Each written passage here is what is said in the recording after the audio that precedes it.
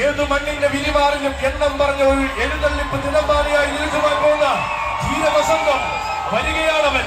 അതിർത്തി നാടിന്റെ അകത്തളങ്ങളിൽ നിന്നും കേരളത്തിന്റെ വിരിമാറിലേക്ക് നടന്നു ചെന്ന് ആവോളം ആവേശങ്ങളെ നിറച്ച മീനാടിന്റെ മാനസപുത്രൻ, കുന്നോളം ആവേശങ്ങൾ നിറയുന്ന കുന്നംകുളം നാട്ടിലും വേലപ്പാടങ്ങൾക്കും കഥ പറയുന്ന വള്ളുവ നാട്ടിലും ചരിത്രം കുറിച്ച തെക്കിന്റെ താരനായകൻ, ആരാധകരുടെ ആവേശമായ മീനാടൻ സഖ്യവാരണ വീരൻ, മീനാട് വിനായക, നിനക്കൊരായിരം സ്വാഗതം.